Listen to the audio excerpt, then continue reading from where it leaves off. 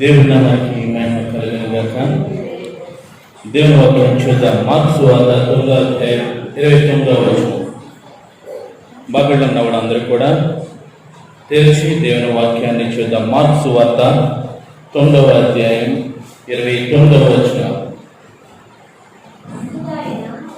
అందుకైనా ప్రార్థన వలననే కానీ మరి దేని వలనైనను ఈ విధమైనది వదిలిపోవుట అసాధ్యమని వారితో చెప్పాను. చిన్న ప్రార్థన చేద్దాం. ప్రియతమ యేసయ్యకి వందనాలు స్తోత్రాలు చెల్లిస్తున్నాం తండ్రి. నా యొక్క ఉపవాస కూడికలో 2 రోజుల రాత్రి సమయంలో తండ్రి నీ పాదసన్నిధిలో చేరి నీతో సహవాసం చేయడానికి ఇచ్చిన కృపను బట్టి వందనాలు. నిలువ పెట్టుకునేందుగా నీ వాక్యం చేత మమ్మల్ని బలపరచండి.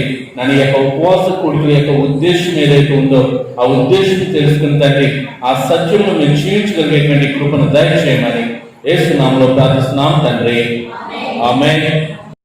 దేవునికి స్తోత్రం. హల్లెలూయా.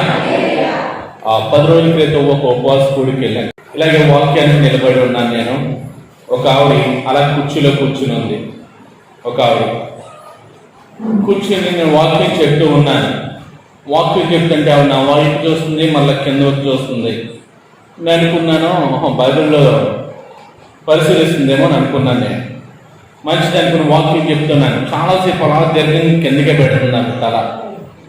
సరే కొంచెం అబ్జర్వ్ చేశాను వాక్యం చెప్తూ. ఆమె చెవులు 2 మూసేసి ఉన్నాయి. చెవులు 2 కూడా ఇయర్ బడ్స్తో మూసేసి ఉన్నాయి.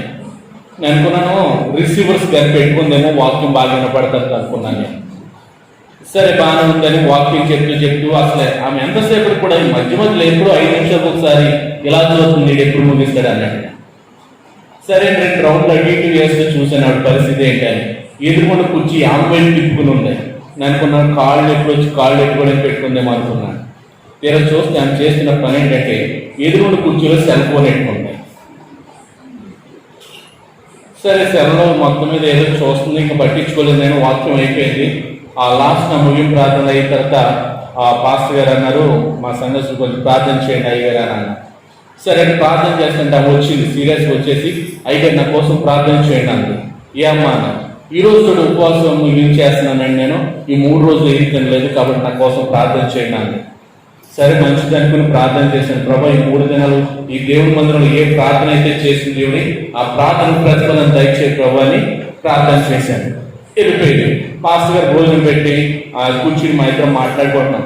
అయ్యగారు ఆవిడ ఏంటంటే సెల్ ఫోన్లో చూస్తూ ఉంది, చెవులకి ఏమైనా పెట్టుకుని ఉంది, ఉపవాసం ఉందంట, చాలా ధైర్యంగా కూడా ఉంది మనిషి. ఏంటంటే మీకు అదే తెలుసు అయ్యగారు, అవి ఏ రోజు కూడా సెల్ ఫోన్ విడిచిపెట్టదంటే ఇంట్లోకి బయటకు వస్తేనే అన్నారు. ఏమన్నా సాయంత్రం 6 గంటల మొదలైతే రాత్రి 10 గంటల వరకు ఖచ్చితంగా సీరియల్స్ చూడాలంట.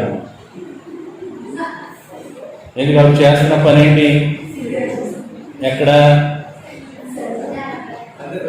దేవుని మందిరంలో.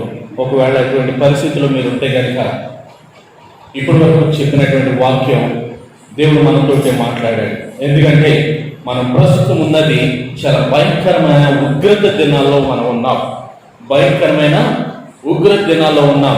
కానీ దేవుని కృప మరొకసారి మనం ఆయన పాద సన్నిధిలో ఉపవాసం ఉండడానికి దేవుడి కృప చూపాడు. దేవునికి స్తోత్రం.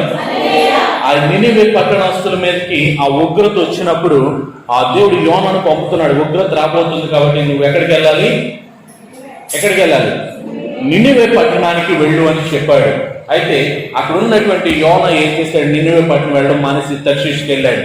కానీ దేవుని యొక్క ఉద్దేశం ఏంటంటే ఏ జనాంగాన్ని అయితే ప్రేమిస్తున్నాడో, ఏ జనాంగానికి అయితే దేవుడు ఆ ఉగ్రత నుండి తప్పించడానికి ఇష్టపడుతున్నాడో అక్కడికి దేవుని దాసుడిగా దైవజనుడిని పంపాలని దేవుడు ఉద్దేశించాడు. దేవునికి స్తోత్రం. అంటే మనం ఉన్నటువంటి ఉగ్రత దినాలు కనీసం పక్క వారిని కాదు, మన ఇంటిలో వారితో మనమే ఫ్రీగా మాట్లాడలేనటువంటి పరిస్థితులు.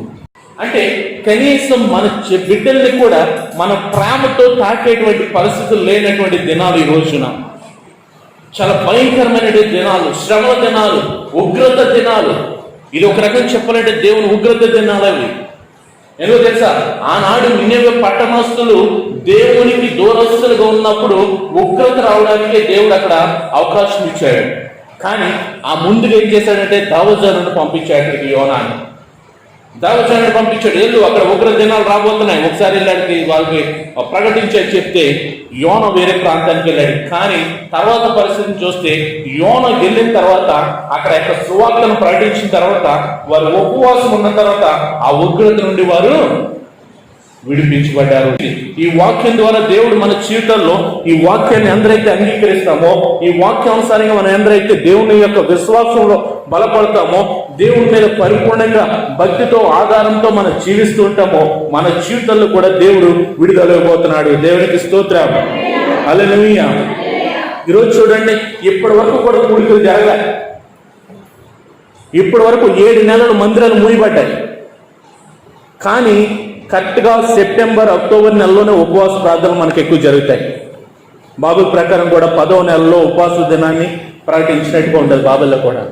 అంటే ఈ నెలలో దేవుడు ప్రత్యేకంగా ఏర్పాటు చేసుకుని అనేక ప్రాంతాల్లో ఉపవాస కూడికలు జరగడానికి దేవుడు ప్రణాళికను రూపొందించాడంటే ఈ ఉపవాస కూడికల ద్వారా ఏ ఉగ్రతలు అయితే మనం ఉన్నామో ఆ ఉగ్రత నుండి మనం తప్పించబోతున్నాం. దేవుడికి స్తోత్రం.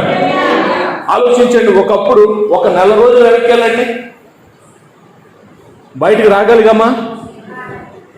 రాగలిగామా?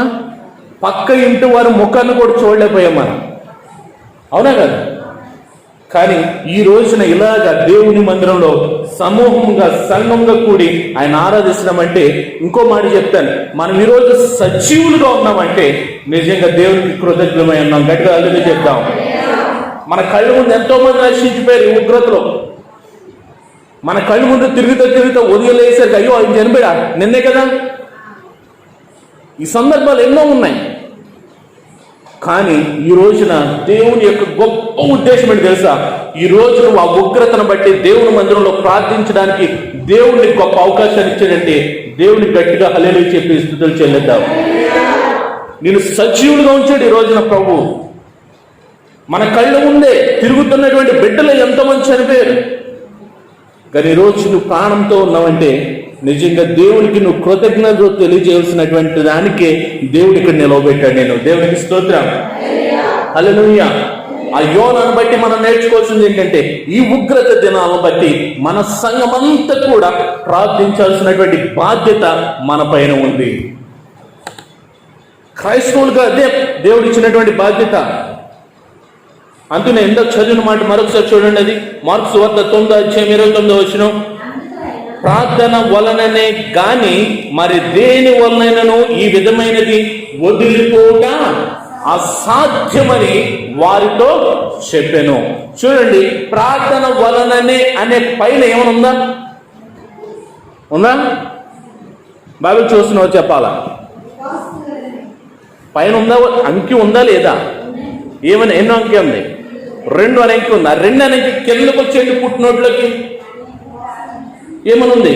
ఉపవాసము వలననే అని ఉంది. ఇప్పుడు ప్రార్థన దగ్గర ఉపవాస ప్రార్థనని చదువుదాం మరొకసారి అందరూ కూడా. ఉపవాస ప్రార్థన వలననే కానీ మరి దేని వలనైనను ఈ విధమైనది వదిలిపోక అసాధ్యమని వారితో చెప్పాను. దేవునికి స్తోత్రం.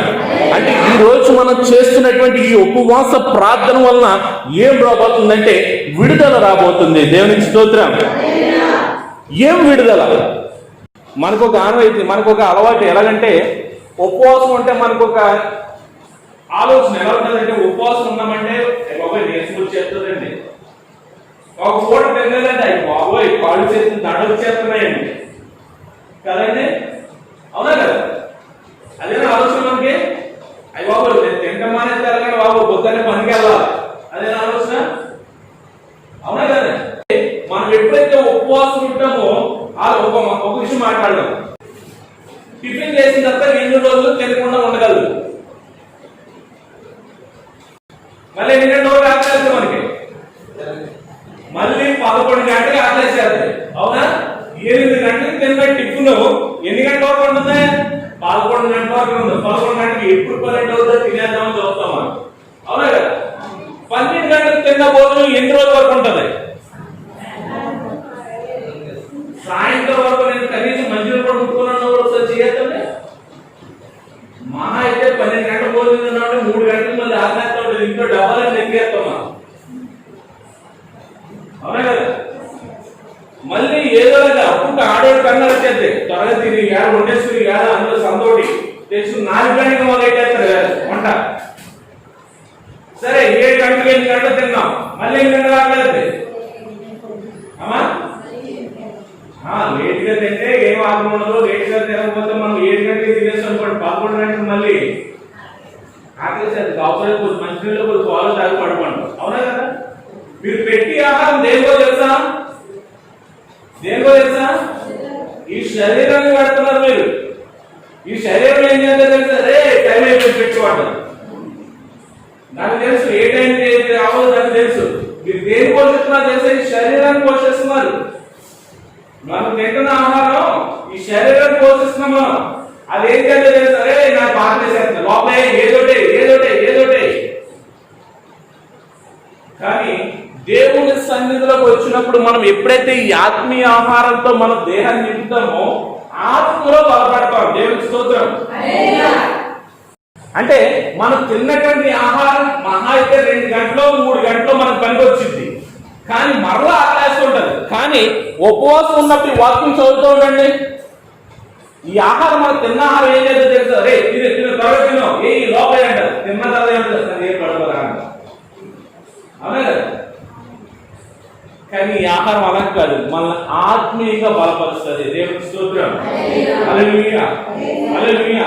ఇక్కడ యేసుక్రీస్తు ప్రభు వారు చెప్తున్న మాట ఏంటంటే ఆ ప్రార్థన వలననే కానీ మరి దేని వలన కూడా ఇటువంటి వదులుకోక అసాధ్యం అని అన్నారు. ఏ ప్రార్థన అంటే ఉపవాస ప్రార్థన. హల్లెలూయా. మీరు ఎలా ఉంటారు కానీ మేము ఉండలేమండి అని అనుకుంటున్నాం కదండి. మనం అనుకుంటామంటే బాబోయ్ ఉపవాసం ఉన్నప్పుడు కూడా మన మహాదేవి పెట్టేస్తాం. ఏమలా ఉండండి ఉపవాసం ఉన్నామండి ఏమన్నమాట. ఉపవాసం ఉన్నవాడు ఎవరు కూడా బలహీనులు కారు. ఎప్పుడో తెలుసా? ఇంకా ఒక ఆమె గుర్తు చేసేది చూడండి. చర్చిలోకి వచ్చి మేము ఉపవాసం ఉన్నామని వచ్చి కూర్చొని బయట వ్యవహారాలను ఆలోచిస్తాను, లేకపోతే బయట ఉంటాను, ఆ మాటలు ఈ మాటలు చెత్త మాటలన్నీ మనం ఆలోచిస్తూ ఉంటే వాళ్ళకి ఖచ్చితంగా ఆలోచన నేర్చుకోతారు. కానీ ఇక్కడ చెప్తున్నటువంటి వాక్యం కానీ లేదంటే మన వ్యక్తిగతంగా ప్రార్థన కానీ లేదంటే వాక్యాన్ని ధ్యానించడం కానీ ఇవన్నీ ఎప్పుడైతే చేస్తామో మనకి ఎటువంటి బలహీనత అనేది రాదు. దేవునికి స్తోత్రం. మోషే ఎన్ని రోజులు పోసుకున్నాడు?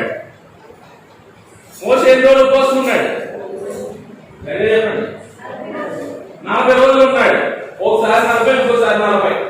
40 రోజుల దాకా మనకి తెలుగు వచ్చి మళ్ళీ లేదు కాబట్టి 40 రోజులు అనుకున్నాం. 40 రోజులు దేవుని దగ్గర సహవాసం చేసి, ఉపవాసం అంటే దేవుడితో సహవాసం, అది పెట్టుకోండి. ఉపవాసం అంటే దేవుడితో సహవాసం. 40 దినాలు మోషే దేవుడి దగ్గర గడిపిన తర్వాత సహవాసం చేసిన తెలుగు వచ్చినప్పుడు నేర్చుకు వచ్చాడా? ఎలా వచ్చాడు? ఆయన ముఖంలో వచ్చేటువంటి ప్రకాశమానాన్ని అంటే కింద ఉన్నవాడు చూడలేదండి. కానీ ఈ ఉపవాసం ఉండడం వల్ల జరిగే పనులు ఏంటంటే యేసుక్రీస్తు ప్రభువు చెప్తున్నాడు, ఉపవాస ప్రార్థన వలనే ఇది వదులుకోక ఏంటంటే సాధ్యం, లేకపోతే మళ్ళీ దేని వల్ల కాదు. ఏంటి ఈ సందర్భం అంటే ఆ కథ చెప్పేసి మీకు ముందుకెళ్తాను. ఒక చిన్నపిల్లాడు 10-12 సంవత్సరాల మధ్య పిల్లాడికి దెయ్యం పట్టిందంట. రాత్రి దెయ్యం అంటున్నారా? దెయ్యం పట్టిందంట. ఆ దెయ్యం పెట్టిన మనిషిని యేసుక్రీస్తు ఒక చోట ఇలాగే కూర్చొని మాట్లాడుతుంటే వాళ్ళు తీసుకొస్తే యేసుక్రీస్తు అన్నాడంటే 50 రోజులు ఉందంటే అవే వాడు పుట్టినప్పటి నుంచి కూడా ఇదే పరిస్థితి అన్నాడు. ఏంటంటే అది కింద పెట్టి కొట్టేసుకుంటాడంటే నోటని నొరకాదంటే తల్లి ఎత్తాడంటే చింజి ఎత్తాడంటే అలా ఉంటాడంట. యేసుక్రీస్తు అన్నాడంట పో అన్నాడంట, వెళ్ళిపోయిందంట. తర్వాత శిష్యులు చదువుతున్నారు, ఏంటి ప్రభు అంతకుముందు మన దగ్గర తీసుకొచ్చారు, మేము ప్రార్థన చేసినా ఎవలేదు, నువ్వే సింపుల్గా పోవాలంటే వచ్చేసింది వెళ్ళిపోయింది అంటే అప్పుడు ప్రభు అన్నాడంట, అదే తమ్ముడు అలా కాదు, మన మీద ప్రార్థన చేసి వెళ్ళిపోతుంది. మనం ఎప్పుడైతే ఉపవాస ప్రార్థన చేసి మన ఆత్మలో బలపడతామో అప్పుడే ఏ దేమైతే ఉండదు పోతరా అన్నాడు. అర్థమైందండి? యేసుక్రీస్తు ప్రభు సీక్రెట్ చెప్పాడు, శిష్యులకు వదిలేసి చెప్పారు దెయ్యాన్ని. కానీ యేసుక్రీస్తు ప్రభు ఒక్క మాట కూడా వదిలించాడు. ఏంటి అంటే మన ఉపవాస ప్రార్థన వల్లనే సాధ్యమవుతుందా? మామూలుగా ఇది సాధ్యమో కాదు. ఈ రోజు నేను అంటాను, మనందరికి కూడా దెయ్యం పట్టింది. పట్టిందా లేదా? మనందరూ దెయ్యం పట్టిందా లేదా? అందరూ ఏదో మాట్లాడుతున్నారు. ఖచ్చితంగా మనందరూ కూడా అదే దెయ్యం ముసుగులో ఉన్నాం. మన భక్తే పెద్ద ముసుగు దెయ్యం. నేను బైబిల్ పెట్టుకుని చర్చికి వెళ్తాను, అదే భక్తి. అంతమంది భక్తి నాకు భక్తుడు కూడా లేడు. బైబిల్ పట్టుకుని దేవుని మందిరానికి వచ్చేసి ఏదో 2-3 స్టోరీస్ పక్కన అనుపల్లి వెళ్ళిపోతుంది భక్త. అమ్మా చాలా మంది అలాగే భావిస్తారు. అబ్బాయి నేను పొద్దున్న లేచిన వాక్యం చదివేస్తాను ఒక అధ్యాయం, అదే భక్తి. అదే భక్తి. బైబిల్ చదువుతూ ఉంటాడు, మైండ్కి వేడ ఏం చేయాలో తిరుగుతూ ఉంటుంది, ఇక్కడ నోరు వెళ్ళిపోతూ ఉంటుంది. అవునా కదా? ఇంకొంతమంది ఉంటారు, ఇవాళ అయ్యారు 7 గంటలకు ప్రార్థన ఉన్నారు మాతోటి, పిల్లలు పాట పాడుతున్నారు, చాలా మంది రాలేదు. నేను అనుకున్నాను ఊళ్ళో ఇవాళ శుక్రవారం శనివారం కదా ఏదో రేపు ఆదివారం కదా ఏమైనా పోటీ కలుపుకుంటున్నారేమో అనుకున్నాను. ఆయన అనుకుంటే తర్వాత ఇంకో ఆలోచన వచ్చింది. నేను మర్చిపోయి 8:30 వరకు ఎవరు రాగలని అనిపించింది. ఏంటంట 8:30 వరకు ఏముంటాయంట? బాగా చెప్పారు. ఈ భక్తి కాదు దేవుడికి కావాల్సింది. దేవుడితో సహవాసం అంటే మనం దేవుడి దగ్గర ఎంత సమయం గడిపాం, అది ఉపవాసం అంటే. గోలు మానేయడం ఉపవాసం కాదు, నిద్ర నిప్పుడు మానేయడం ఉపవాసం కాదు, దేవుడి మందిలోకి వచ్చి కూర్చుని వెళ్ళిపోతే ఉపవాసం కాదు. ఓ దైవజనుడు నారాయణ అంటే దైవజనుడు ఒక చోట వాకింగ్ చేస్తానికి వెళ్ళాడు.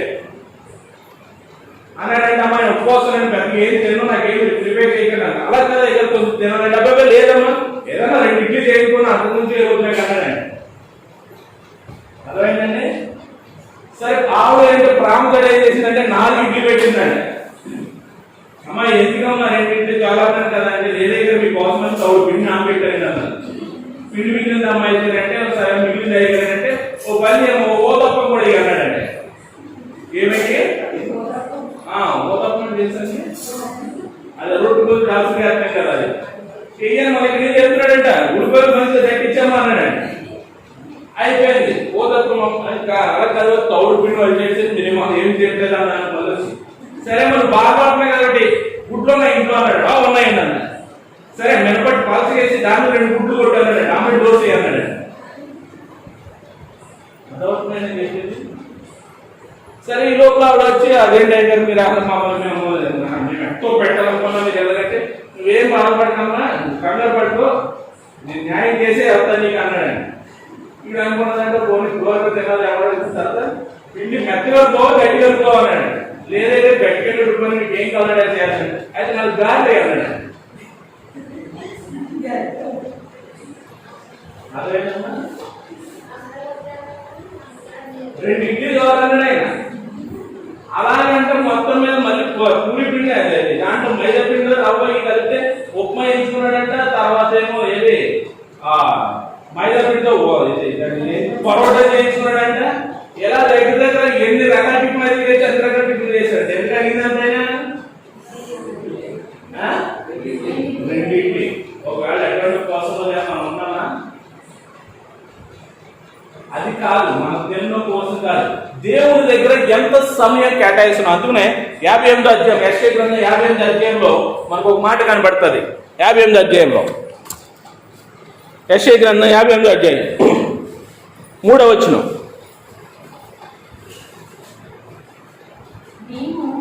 మేము ఉపవాసం ఉండగా నీవెందుకు చూడవు, మేము మా ప్రాణములను ఆయాసపరుచుకొనుగా నువ్వెందుకు లక్ష్య పెట్టవు అని అందరూ.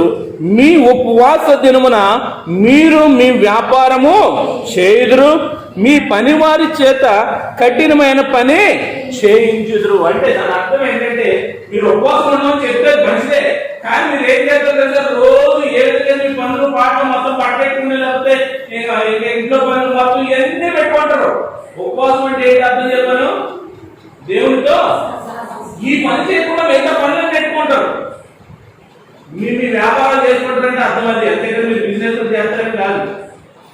అంటే ఉపవాసం ఉన్నప్పుడు మన పనులన్నీ మానుకుని ఎక్కడ ఉండాలో తెలుసా, దేవుని దగ్గర సహవాసం ఉండాలి. అప్పుడు మన జీవితంలో ఏమవుతాయంటే ఏ దెయ్యాలైతే ఉన్నాయో మన దగ్గర, ఆ దెయ్యాలన్నీ కూడా ఏమవుతాయి, దెయ్యాలంటే ఆ దెయ్యాలని అనుకోకండి. మన దేవుని దగ్గరికి రాలేనటువంటి పరిస్థితి, మన కుటుంబంలో సమాధానం లేదు.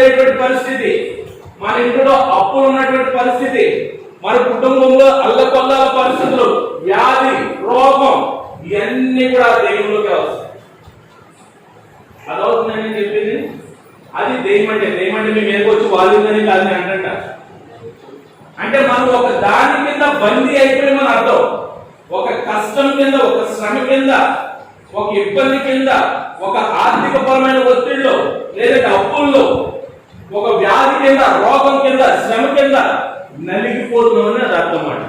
ఇవన్నీ వదులుకోవాలంటే మనం ఏం చేయాలో తెలుసా? ఉపవాస ప్రార్థన చేయాలి. దేవునికి స్తోత్రం. ఏం చేయాలా? ఉపవాస ప్రార్థన చేయాలి. ఉపవాస ప్రార్థన చేస్తేనే ఇలాంటివన్నీ కూడా వదిలిపోవటం సాధ్యము. దేవునికి స్తోత్రం. హల్లెలూయా.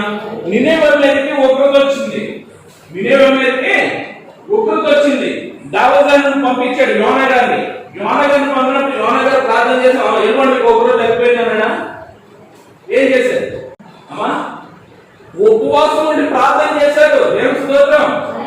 ఉపవాసం ఉండి ప్రార్థన చేసిన తర్వాతే ఆ ఉగ్రత వదిలిపెట్టిపోయింది. దేవునికి స్తోత్రం. మన కుటుంబంలో కూడా అనేకమైన ఉగ్రతలు ఉన్నాయి. మన కుటుంబంలో కూడా అనేకమైన ఉగ్రతలు మనల్ని నడిపిస్తూ ఉన్నాయి. అవునా కదా? ఆలోచించండి. లేవా? అప్పులు లేవా? రోగాలు లేవా? శ్రమలు లేవా? కష్టాలు లేవా? ఇబ్బందులు లేవా? ఇరుకులు లేవా? ఇవన్నీ కూడా ఉగ్రతే. ఇవన్నీ కూడా ఉగ్రతే.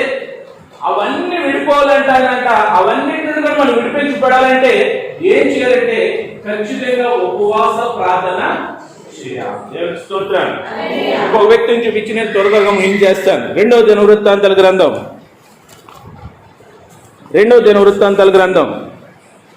20వ అధ్యాయం మొదటి నుంచి చూద్దాం.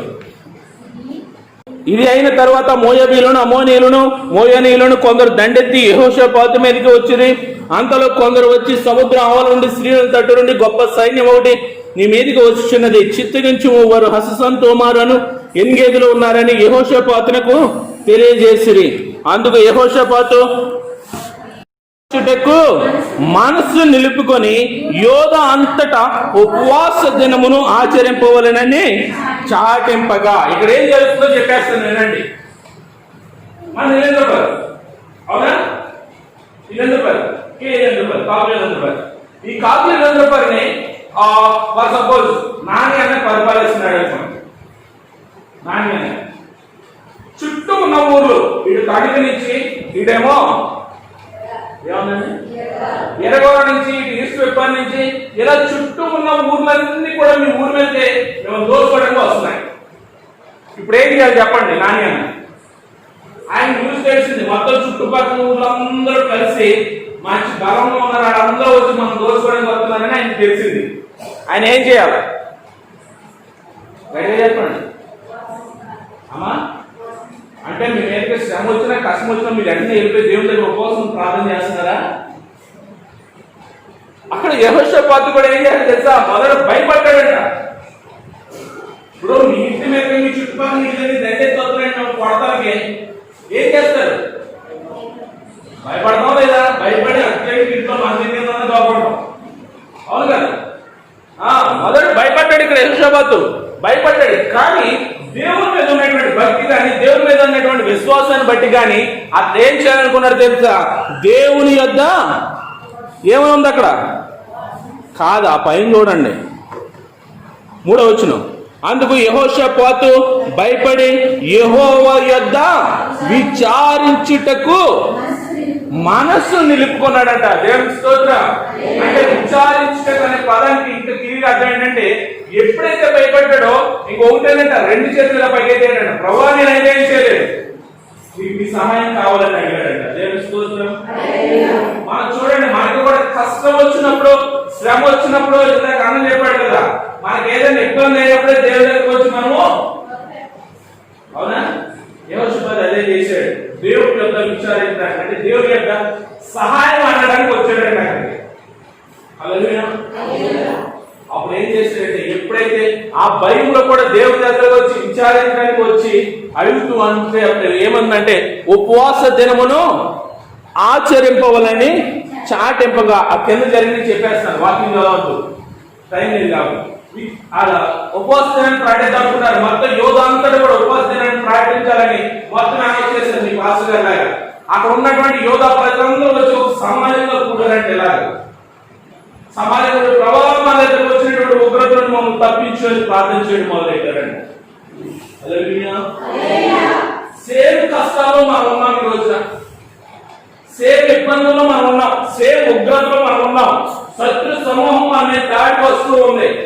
వ్యాధులు అవనండి, బాధలు అవనండి, కష్టాలు అవనండి, ఉగ్రత అవనండి, రోగాలు అవనండి, తెగుళ్ళు అవనండి, ఇవన్నీ కూడా మన మీద వస్తూ ఉన్నాయి. ఇప్పుడు మనం ఏం చేయాలంటే దేవుని సన్నిధికి వచ్చిన ఈ దైవజనులు ఉపవాస దినాన్ని ప్రకటించారు. ఇవి సంఘం అంతా కూడా ఏం చేయాలంటే ఇప్పుడు సమాజ మందిరంగా ఇక్కడికి వచ్చి ఎవరు సహాయం అడగాలి? దేవుని సహాయం అడగాలి. దేవుని స్తోత్రం. అలాగే అక్కడ ఉన్నటువంటి యోధా ప్రజలు ఎప్పుడైతే దేవుని సహాయం అడిగారో దేవుని యొక్క వాగ్దానం చూద్దాం. 12వ వచనం మా మీదకి వచ్చు మా దేవాన్ని వారికి తీర్పు తెచ్చువా, మా మీదకి వచ్చి గొప్ప సైన్యముతో యుద్ధం చేయుటకును మాకు శక్తి చాలదు, ఏమి చేయుటకును మాకు తోచదు, నీవే మాకు దిక్కు అని ప్రార్థన చేశారంట. హల్లెలూయా. ఏం చేశారంట? ఎలా చేశారు? శుభ్రంగా తినేసి వచ్చా ఉపవాసం ఉన్నారు. ఎలా ఉన్నారు తెలుసా? ఆ ప్రజలందరూ కూడా సమాజ మందిరం కూడా ఎప్పటిలో సమాజ మందిరం ఇప్పుడు చర్చలు. మనం అనుకుంటాం ఆడి కష్టం నాకేంటని మనం వాళ్ళ పని చూసుకుంటాం. అర్థమైందా? నాకు ఇప్పుడు హైదరాబాద్ లో ఉంటారు కారణం వాళ్ళ అమ్మాయి పాస్టమ్ గారే. ఆవిడకి కరోనా వచ్చింది. ఆవిడ కరోనా వచ్చి దగ్గర నెల రోజుల నుంచి హాస్పిటల్లో ఉన్నాడు. అయితే ఎంత కూడా వచ్చింది, తగ్గిపోయింది, ఇంట్లోనే ఉంటుంది. వాళ్ళ ఫ్యామిలీ అంతా వచ్చేసింది. ఆవిడ క్రిటికల్ స్టేజ్ లో ఉంది. నెల రోజులు కూడా డాక్టర్ ఏమన్నాడు తెలుసా? 50-50 అన్నాడు ఆయన. వాళ్ళ సంఘం అంతా ఏం చేస్తున్నా తెలుసా? నిన్న ఏంటన్న మాట నేను చాలా సంతోషం అనిపించింది. ఆ సంఘంలో బిడ్డలందరూ అంట స్త్రీలందరూ కలిపి రాత్రి అయితే ఉదయం గంట సాయంకాలం గంట, ఉదయం అందరేమో స్త్రీలందరూ అంట, రాత్రి ఏమో పురుషులందరూ అంట వచ్చారు ఇంటి దగ్గర ప్రార్థన చేస్తున్నారు. చాలా సంతోషం అనిపించింది. డాక్టర్ అన్నాడు తెలుసా? 10% 90% అన్నాడు. ఇది నెల రోజుల క్రితం. ఇప్పుడేమన్నాడు తెలుసా? 50-50 అంటున్నాడు. అంటే అస్సలు హోప్ లేదు, కానీ ఇప్పుడు హోప్ ఉంది. అనేక ప్రార్థన చేస్తూనే ఉన్నారంట. ఉదయం అంతా స్త్రీలు చేస్తున్నారంట. ఇంటికి వచ్చి అన్నట్టున్నాడు అన్నయ్యకి కావాలి ఏంటంటే లేదు అందరూ వస్తారు కదా, ఏమన్నా కనీసం టీ అన్న మంచిది దాన్ని బాగా ప్రేర్ చేస్తే మనం అలా బయటకు వస్తే బాగుంటుంది కదా. మీరు చెప్పండి, సంఘం అంతా ఏం చేయాలి? మనకి ఎవరికైనా కష్టం వస్తే సంఘం అంతా కూడి ఎక్కడ? మన ఇంట్లో బయట మీద సమాజంలో కూడి దేవుని మందిరంలో ఖచ్చితంగా ఉపవాసం ఉండి ప్రార్థించాలి. ప్రభు యొక్క దేవుని యొక్క సహాయం వేడుకోవాలని. చూడండి వేడుకుంటే ఏం జరిగిందో తర్వాత వచనం. యోధా వారందరూ తమ శిశువులతోనూ భార్యలతోనూ పిల్లలతోనూ యెహోవా సన్నిధిని ఎవరెవరు వచ్చారు చెప్పండి. శిశువులంటే చంటి బిడ్డలు, పసిబిడ్డలు, ఇంకా భార్యలు, పిల్లలు, ఇంకా వృద్ధులు వచ్చారా లేదా? ఇప్పుడు చెప్పండి, మీ చర్చలో అందరూ ఉన్నారా లేదా? కుటుంబ పరంగా ఉన్నారా? ఇప్పుడు చెప్పండి, ఆయన తప్పిపోకుండా మీ లబ్ధి కోసం పెట్టారు ఇది అమ్మా. గట్టిగా చెప్పండి. సంఘ క్షేమాభివృద్ధి కొరకు, సంఘంలో ఉన్న కుటుంబాల క్షేమాభివృద్ధి కొరకు పెట్టాడు ఆయన. మేము కావాలంటే ఎన్నో మీటింగ్లు చేస్తాం. మా కుటుంబాన్ని దేవుడు ఎల్లప్పుడూ కాపాడుతూనే ఉన్నాడు. కానీ మీ క్షేమాభివృద్ధి కోసం, మీ కుటుంబంలో సమాధానం క్షేమం కలగడం కోసం దావీదు ప్రకటించినటువంటి ఈ యొక్క ఉపవాస కూడికకి అక్కడ యెహోషాపాతు ప్రకటించినప్పుడు ఎవరు వచ్చారు? శిశువులు వచ్చారు, భార్యలు వచ్చారు, పిల్లలు వచ్చారు, వృద్ధులు వచ్చారు. అంటే కుటుంబ సమేతంగా ఎవరు కూడా ఇంట్లో లేరు. ఎందుకో తెలుసా? వాళ్ళ దేశం మీదకి ఆ ప్రాంతం మీదకి ఉగ్రత వస్తుంది కాబట్టి అందరూ కలిపి ఎక్కడికి వచ్చారు? దేవుడి మందిరంలోకి వచ్చారు. ఇప్పుడు చెప్పండి, మరి ఎవరు మీరు అందరూ కూడా ప్రార్థన చేస్తున్నాం కానీ దేవుడు మాకు ఏమి ఇవ్వలేదంటే అర్థం ఉందా? అర్థం ఉందా అమ్మా? లోపం ఎక్కడ? యెహోషాపాతు భయపడ్డాడు, కానీ ఒక్కడే ధైర్యం. ఎస్, నేను నమ్ముకున్న దేవుడు సర్వశక్తిమంతుడు, నేను నమ్ముకున్న దేవుడు సర్వశక్తిమంతుడు, ఖచ్చితంగా నా రాజ్యాన్ని కాపాడగలిగేటువంటి సమర్థుడు. అది నమ్మాడు. వెంటనే యోధులంతటా కూడా ఉపవాస దినాన్ని ప్రకటించాడు. ప్రకటించండి, యోధులు ఉన్నటువంటి ప్రతి ప్రజలు చిన్న పిల్లలతో సహా వచ్చి దేవుడి మందిరంలో ఏం చేస్తున్నారంటే ఉపవాసం ఉండి ప్రార్థన చేస్తున్నారు. దేవుడి యొక్క సహాయం కోరుతున్నారు. నేను అనుకుంటాను, మొదట నెల రోజులు ప్రార్థన చేస్తుంటాం మేము మన కరోనా గురించి, ప్రభు మా ఇంట్లో ఎవరికి రాకూడదు ప్రభు అని. అవునా? తర్వాత మళ్ళీ మామూలే, ఇది ఉగ్రత. ఎందుకో తెలుసా? దేవుడు ఎవరినైతే ఇష్టపడుతున్నాడో వాడిని కాపాడుతున్నాడు. కానీ దాన్ని మనం గుర్తించలేకపోతున్నాం. మనకు తెలిసినటువంటి పెద్ద పెద్దవాళ్ళు డబ్బు ఉన్న వాళ్ళే చనిపోయారు ట్రీట్మెంట్ లేక. కానీ నీ దగ్గర రూపాయి ఖర్చు అవ్వకుండా జ్ఞానం ఉన్నావంటే దేవుడిని పట్ల ఎంత ప్రాణం కలిగి ఆలోచించారు. అది ఎవరు లేదు, బేరం లేదు, దానికి ఉగ్రతకు బేరం లేదు. మీరేది అనుకుంటారా? నేను దేవుడు అమ్మేసుకుంటున్నాను కదా, నీకు ముసుగేసుకుని పడుకుంటున్నారేమో. ఆలోచించండి, దేవుడికి ఇష్టమైన రీతిలో దేవుడు మన భక్తిని గుర్తించే స్థితిలో మనం ఉంటున్నామా లేదా? యెహోషాపాతు రాజే, అక్కడ యెహోషాపాతు రాజే తనకున్న సైన్యాన్ని పెట్టి పర్వాలేదు నేను ఎగ్గేస్తాను అనుకోవచ్చు. కానీ దేవుడి మందిరంలో దేవుడి పాదాల దగ్గరికి వచ్చి సహాయం అడుగుతూ ఉన్నాడు. ఆలోచించాడు, ఉపవాస దినాలు మీ పాస్టర్ లాభం కాదు. ఇది మీ పాస్టర్ కుటుంబానికి ఏం లక్ష వచ్చి పడవు, మీ కుటుంబాలకు క్షేమంగా ఉండాలని, మీ గ్రామం క్షేమంగా ఉండాలని పెడుతున్నటువంటి కూలికి లేదు. యెహోషాపాతు చేసింది ఆ కుటుంబం కోసం కాదు, తన రాజ్యం కోసం ఉపవాసం ఉన్నాడు. అక్కడ దేవుని స్తోత్రం. తన రాజ్యం కోసం ఉపవాసం ఉన్నాడు. చూడండి, అక్కడ 15 వచనం చివరి ఏమంటున్నాడు? దేవుడు ఇచ్చిన వాగ్దానం 15 వచనం చూద్దాం. యోధవారులారా, యెరూషలేము కాపురస్తులారా, యెహోషాపాతు రాజా, మీరందరూ ఆలకించుడి. యెహోవా సెలవిచ్చినదేమనగా, ఈ గొప్ప సైన్యమునకు మీరు భయపడకుడి. ఈ యుద్ధము మీరు కాదు, దేవుడే జరిగించును. దేవునికి స్తోత్రం. హల్లెలూయా. అది ఎప్పుడైతే ఉపవాసం ఉండి సమాజం అంతా యోధులంతా కూడుకొని ఎప్పుడైతే దేవుని సహాయాన్ని అడిగి ప్రార్థన చేశారో జరిగింది ఏంటి తెలుసా? దేవుడు వాగ్దానం ఇస్తున్నాడంటే, మీరేం భయపడకండి, ఈ యుద్ధం మీరు చేసేది ఎవరు? ఈ యుద్ధం చేసేది నేనే. దేవుడు వాగ్దానం ఇచ్చాడు. ఎప్పుడైనా పొందుకున్నారా మీరు? అటువంటి వాగ్దానం ఎప్పుడైనా పొందుకున్నారా? కష్టాలు ఉన్నప్పుడు ప్రభు దగ్గర పెట్టుకున్నప్పుడు నేనున్నా మీ తోడు గారు ఎప్పుడైనా వాగ్దానం పొందుకున్నారా? ఆలోచించండి. రాజే దేవుడు పాదాల దగ్గరికి వచ్చాడు, దేవుడు సహాయం వేడుకుంటున్నాడు 2 చేతులు చాచి. మనం ఎందుకు చేయలేకపోతున్నాం ఈరోజు? వెంటనే దేవుడు వాగ్దానం వేస్తున్నాడు, మీరు భయపడకండి, ఈ యుద్ధం జరిగించేది నేనే. దేవుని స్తోత్రం. ఎప్పుడైతే వాగ్దానం ఇచ్చాడో తర్వాత జరిగిన పరిణామం ఏంటి తెలుసా? చూడండి 21వ వచనం.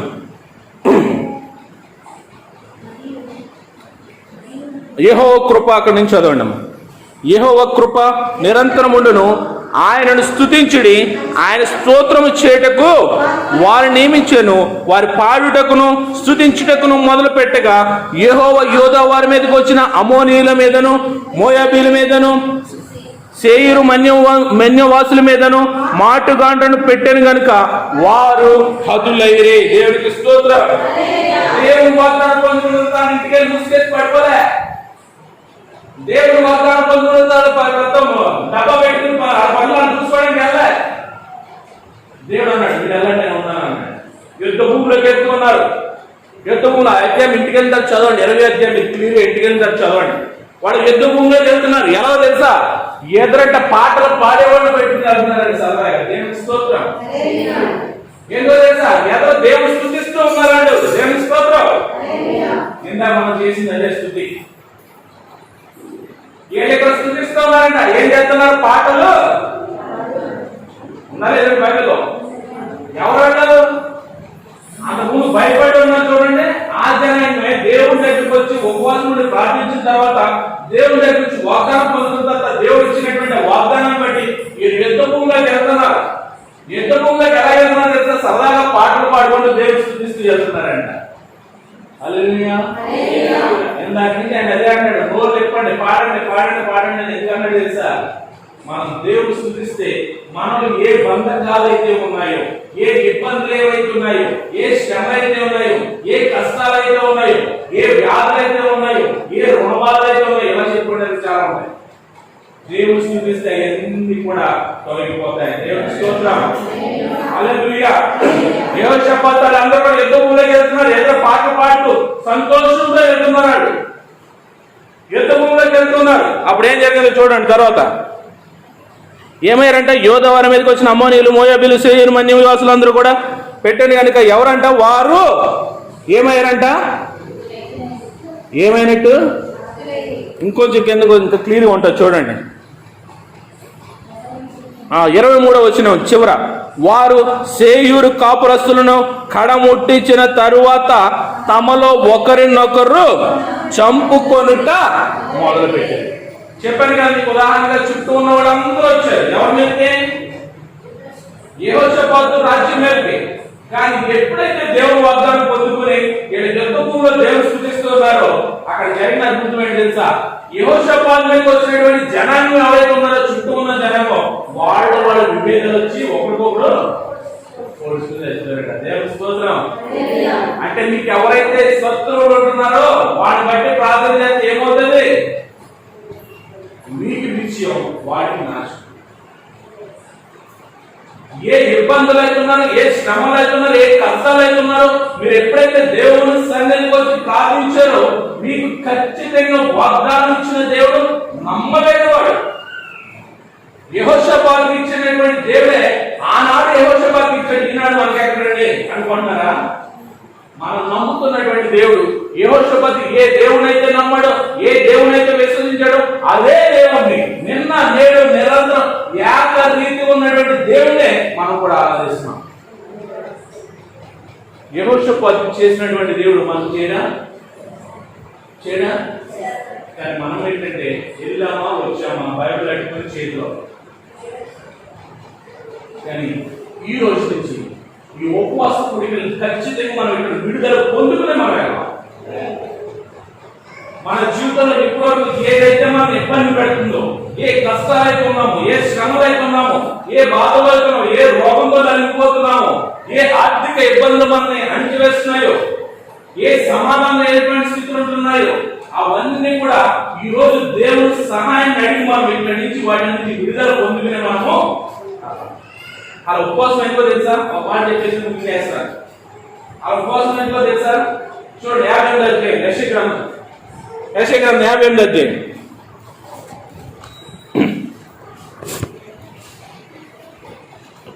6వ వచనం సరిగ్గా చదవండి. దుర్మార్గులు కట్టిన కట్లను విప్పుటయు, కాడిమాను మోకులు తీయుటయు, బాధింపబడిన వారిని విడిపించుటయు, ప్రతి కాడిని విరగగొట్టుటయు నేను ఏర్పరచుకొనిన ఉపవాసము. దాని అర్థం అర్థమైంది మీకు? అర్థమైందండి? అర్థమైందే లేదా? మరొకసారి చూడండి నా మాట, ఇంకా అర్థమవుతుంది. దుర్మార్గులు కట్టిన కట్లను విప్పుటయు, కాడిమాను మోపులు తీయుటయు, బాధింపబడే వారిని విడిపించుటయు, ప్రతి కాడిని విరగొట్టుటయు నేను ఏర్పరచుకున్న ఉపవాసం. అంటే ఈ ఉపవాసం ఏం జరగాలో తెలుసా? మీకు అవన్నీ వివరించాలంటే ఒక ప్రసంగం సింపుల్ గా చెప్పేస్తాను. చేపలు చెప్తుంది తెలుసా? చేపలు దేవుని కృపను బట్టి మొన్న కాళ్ళు వచ్చింది, మరి వాడు కనపడలేదు. చేతబడి చేసిన వాళ్ళు అటువంటిని కూడా వదిలించావు ఒక ఉపవాస ప్రార్థన వల్ల. దెయ్యాలు భయంకరమైనటువంటి దెయ్యాలు పట్టి ఉంటారు, అటువంటిని కూడా వదిలించావు ఒక ఉపవాస ప్రార్థన వల్ల. అంటే మనకి ఏ బంధకాలు అయితే బంధింపబడి ఉన్నామో, ఏదైతే మనం నలగొడుతున్నాయో, చాలా మంది నిద్ర పడతలేదండి, రాత్రి ఏ కళ్ళు వస్తున్నాయన్నటువంటి అవి కూడా నిద్రలో ఉంటుంది. అంటే మన పైన ఏ కార్యంలో రుణభారం ఉండండి, వ్యాధి భారం ఉండండి, శ్రమ ఉండండి, ఏదైతే మన భారంగా అనిపించి మోసనమో అవన్నీ కూడా ఏమవుతాయంట? వెనకబట్టబడతాయంట. ఇప్పుడు దేవుడు ఏర్పాటు చేసుకున్న ఉపవాసం అదంట. మనం ఏదో వచ్చాము వెళ్ళాము పాసులు పని లేక పెట్టారు కదా అని అనుకుంటే, దైవజనుడు ప్రేరేపించాడంటే ఖచ్చితంగా దేవుడు ఇక్కడ ఒక అద్భుతం చేయబోతున్నాడని అర్థం. దేవుడి స్తోత్రం. ఎందుకంటే దేవుడు ఏర్పరచుకున్న ఉపవాసం ఈ సంఘంలో కానీ గ్రామంలో కానీ ఎవరైతే ఆ యొక్క శ్రమలో కానీ ఆ యొక్క కార్యం మోస్తూ ఇబ్బందులో ఉన్నారో వాళ్ళందరూ విడిపించాలనే ఉద్దేశంతో దేవుడు ఏర్పాటు చేసినటువంటి కార్యక్రమం ఇది. దేవుడికి ఇష్టమైన ఉపవాసం అది. మనం ఉపవాసమే కదని భోజనం మానేసి వచ్చి కూర్చుని వెళ్ళడంలో ఉపయోగం లేదు. ఖచ్చితంగా విడుదల పొందుకునే నిన్నీలో ప్రజలు విడిపించబడ్డారు. అక్కడ ఉగ్రత నుండి యెహోషాపాతు యొక్క ప్రజలు విడిపించబడ్డారు. ఎవరైతే శత్రువులు వచ్చారో వాళ్ళు కొట్టుకుని తెచ్చారు, కానీ వీళ్ళు ఒక్కరు కూడా నాశనమైనట్టు బాధలో లేదు. దేవుడు సహాయం కోరుకున్నారు కాబట్టి మీరు సంతోషంతో పాటలు పాడుతూ దేవుని ఆరాధిస్తూ స్తుతిస్తూ ఉన్నారు. అటువంటి విడుదల కావాలనుకుంటున్నారా? ఈ ఉపవాస కూడికలో దేవుడు ఏర్పాటు చేసుకున్నదే మనం విడుదల పొందాలి. కాబట్టి అటువంటి విడుదల కావాలనుకుంటే కనుక విన్న వాక్యం బట్టి చిన్న ప్రార్థన చేసుకుందాం. మనం అందరం కూడా ఒకసారి మనం ఏ ఇబ్బందులు అయితే నలిగిపోతున్నాము, ఏ కష్టాలు అయితే మనం ఉన్నాము, ఏ శ్రమలు అయితే ఉన్నాము, ఏ ఆర్థిక ఇబ్బందులు అయితే మనల్ని సతమతం చేస్తున్నాయో, ఏ ఆరోగ్య పరిస్థితులు అయితే మనల్ని కృంగదీస్తున్నాయో, అటువంటి పరిస్థితులన్నింటినీ కూడా ఈరోజు ప్రభు సహాయాన్ని అడుగుదాం. యెహోషాపాతే అడిగాడు, రాజే అడిగాడు, ప్రభు సహాయాన్ని అడిగాడు, దేవుని యొక్క సహాయాన్ని అడిగాడు. ఈరోజు మనం అడుగుదాం. దేవుడు మనకు విడుదల పోతున్నాడు. యెహోషాపాతు అడిగినటువంటి సహాయాన్ని ఈరోజు మనం అడుగుదాం. ఖచ్చితంగా మన పక్షాన్ని యుద్ధం చేయబడి దేవుడే. ఒకవేళ బలహీనతో ఉన్నావా, ఒకవేళ బంధకాలతో ఉన్నావా, ఒకవేళ శ్రమతో ఉన్నావా, ఒకవేళ కుటుంబంలో సమానమైనటువంటి స్థితిలో ఉన్నావా, దీర్ఘకాలంగా నిన్ను కొన్ని ఇబ్బందులు పరిచేటువంటి పరిస్థితులు కనబడుతున్నాయా, నేను ఎందుకంటే వెళ్దామన్నా సరే నాకు సక్సెస్ లేదని అనుకుంటున్నావా, అవన్నిటి నుంచి కూడా దేవుడి రోజు విడుదలవుతున్నాడు. దేవుడి సహాయం వేడుకుందాం. ఒకసారి దేవుడి సహాయం వేడుకుందాం. ప్రభా, యెహోషాపాతుకు సహాయం చేసి విడుదలిచ్చావు, నాకు కూడా నీ సహాయం కావాలి అని ప్రార్థన చేద్దాం. మనం అందరూ కూడా ప్రార్థన చేద్దాం. ఎవరు మౌనం ఉండదు. ఎందుకంటే కష్టాలు లేకుండా ఎవరు లేదు, శ్రమలు లేకుండా ఎవరు లేదు, ఇబ్బందులు లేకుండా ఎవరు లేదు. వ్యాధులతో ఉన్నవాళ్ళు ఉన్నారు ఇక్కడ చాలా మంది, ఆర్థిక పరమైనటువంటి రుణ బాధలతో ఉన్నవాళ్ళు ఉన్నారు ఇక్కడ, మీరు అనుకునే కార్యాలు జరగకుండా సతమైపోతున్న వాళ్ళు కూడా ఉన్నారు ఇక్కడ. అడిగాం, దేవుడి యొక్క సహాయం అడిగాం. ఉపవాసం ఉన్నవాడే ఖచ్చితంగా ఇక్కడ విడుదల పొందుకునే మనం వెళ్ళాలి.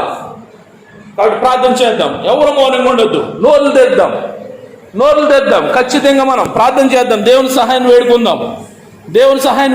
ఖచ్చితంగా దేవుడు విడుదల ఇవ్వబోతున్నాడు మన జీవితంలో.